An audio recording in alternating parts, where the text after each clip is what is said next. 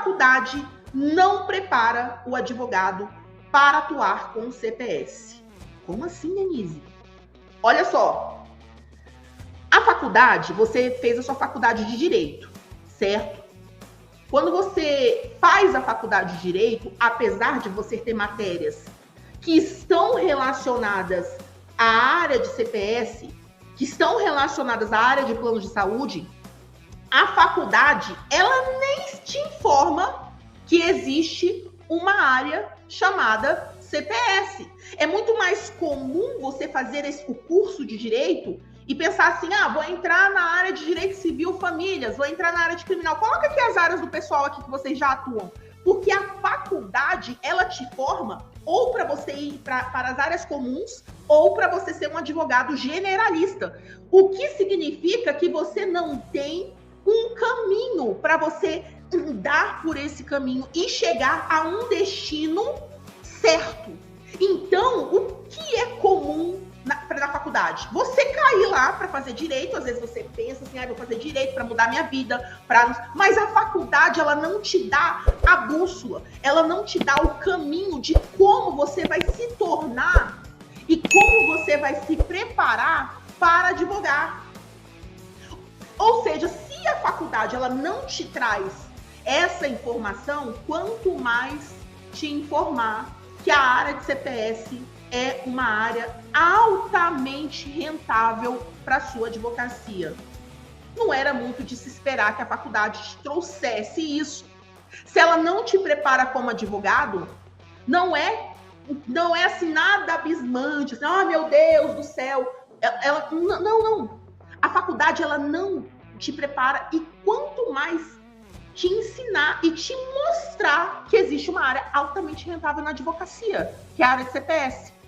Então, você advogado, você tem duas opções, mentalmente falando, e a única saída no primeiro momento é ou eu me torno um advogado generalista ou eu entro nas áreas comuns. Direito previdenciário, direito tributário, direito de família, direito do consumidor, que aí engloba vários outros aspectos, mas a faculdade não te mostra que existe uma área altamente rentável, que é a área de CPS. Então, você já sai sem conhecimento sequer da área. Então, você fica perdido. Você atira para todos os lados. Porque, gente, eu fui assim no meu início da advocacia. Quando eu formei, eu pensei assim, e aí? A faculdade não me preparou. Tanto que no meu início da advocacia, no meu início, quando eu fui formada, não estou nem dizendo da advocacia, eu pensei assim, cara, eu não estou preparada para advogar. Como é que eu vou fazer? Vou estudar para concurso público. Não tinha uma Denise aqui para falar para você, para eu escutar e falar assim, caraca, existe uma área altamente rentável, vou entrar nessa área. Não tinha. Então eu tive que aprender caindo e levantando, caindo e levantando. E aí eu comecei a atirar para todos os lados, eu me senti perdida. E isso acontece e aconteceu e acontece diariamente com vários advogados. Vamos conversar um pouco sobre o que é um contrato de plano de saúde.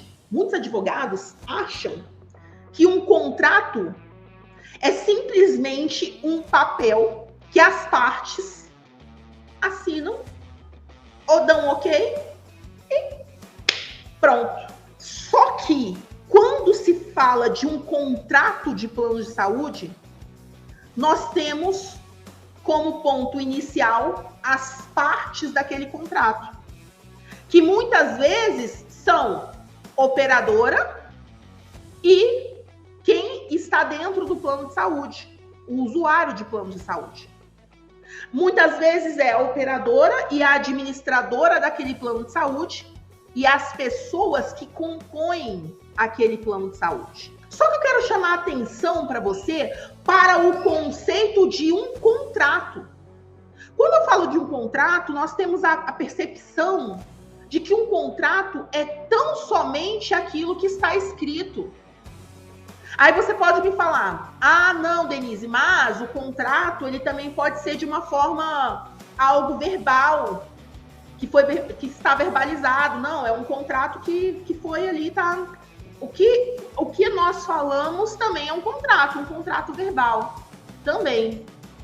Mas quando se trata de um contrato de planos de saúde, nós temos alguns elementos que são trazidos e que devem ser trazidos para que esse contrato ele se torne de fato um documento muito mais forte do que se eu analisar de uma forma isolada. E isso vai fazer diferença quando você vai analisar um contrato para garantir o êxito da ação do seu cliente. Ora, se eu sou um advogado que trabalho, né? Não só trabalho por falar, tá? Mas um trabalho de eficiência, de trazer resultado para o seu cliente, automaticamente você vai aumentar a sua autoridade como advogado e automaticamente você vai analisar esse contrato garantindo o êxito. Ah, eu sou advogado, não pode garantir. Tudo bem, mas você vai aumentar a chance de êxito quando, se você observar esses aspectos relacionados a um contrato de plano de saúde. Porque, ao contrário de muitos advogados que até atuam na área de CPS, quando eu analiso um contrato isoladamente, eu não estou trazendo para uma proteção que esse contrato deve ter, que é uma proteção trazida pela essência de ser um contrato de plano de saúde. Ah, Denise, porque é saúde, a Constituição garante, não só isso. Quando você analisa um contrato de plano de saúde, você tem que observar que a saúde é um direito constitucional extremamente protegido. Mas eu não posso me esquecer que, apesar de ser um direito extremamente protegido, que é a saúde, eu não posso esquecer que se trata de uma relação contratual, que eu tenho que observar o que diz o contrato. Agora, o contrato, ele não se trata somente das cláusulas que compõem aquele contrato.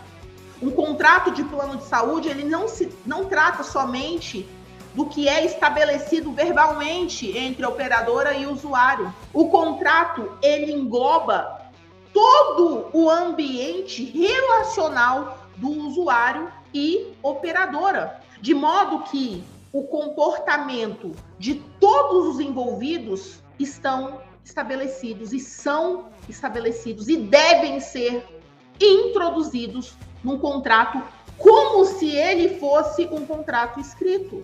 Então, se eu penso dessa forma, eu já começo a sair da caixa de que um contrato, ele só é um contrato quando eu estou numa forma verbal ou numa forma escrita. A parte comportamental também conta. Até mesmo porque um contrato de plano de saúde, ele é um contrato de adesão. Um contrato que o usuário de plano de saúde, ele só tem a possibilidade de aderir àquele contrato. Ele não tem a possibilidade de, então, essa cláusula tá ruim para mim, pro meu lado, piorou pro meu lado, não quero entrar. Não. Ou você entra ou você não entra. Você quer entrar no plano de saúde? A opção que ele tem é entrar ou não no plano de saúde. E vou falar uma coisa para vocês que, inclusive, isso é parte da riqueza da área de CPS. As pessoas, elas deixam todos os luxos, elas deixam coisas até mesmo essenciais da vida delas de lado, mas elas nunca deixarão de pagar o seu plano de saúde.